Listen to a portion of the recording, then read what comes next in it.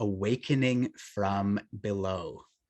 What that means is, in the hierarchical universe of the Zohar, where it really is articulated as an upward journey towards the infinite, where we're down below, so to speak, or we are maybe in between the infinite and the demonic realm, more specifically, that awakening from below means when we do work, there's something that happens from below that we can use to actualize and bring blessing that comes down from above. Blessing can be felt as positive things manifesting in the world, can also be felt as spiritual connection.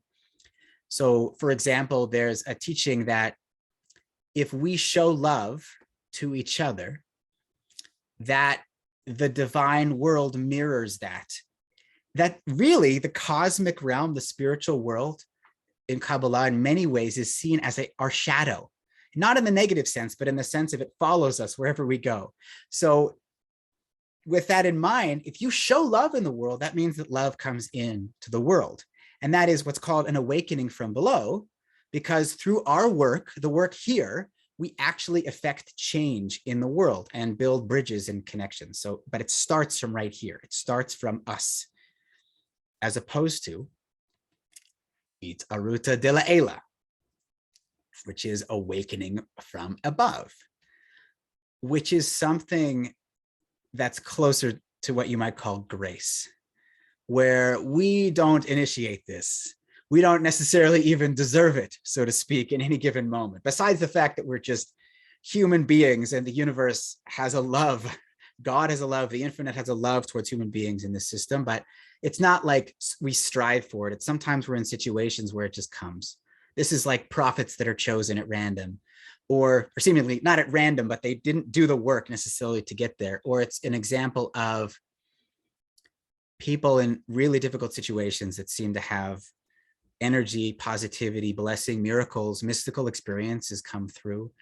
It's associated with this idea of Shabbat is, in a sense, the metaphor of the world takes care of us. That during the week we work for the world, and on Shabbat, it's just whatever comes is beautiful. It's acceptance, and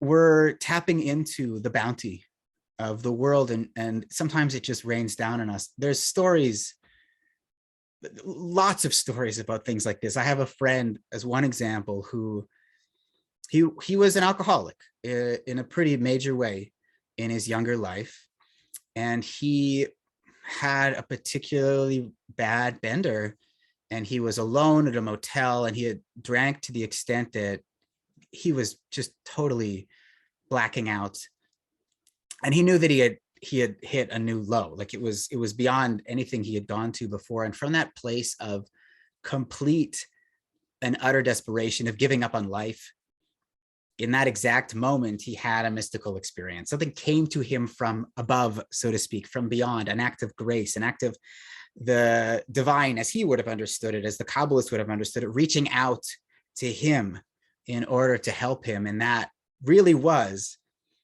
in that cliche sense, but it really was for him. I met him at a Buddhist university after he was several years down his path. From that moment, it was the first day of the rest of his life. Something struck him at that moment of his greatest desperation.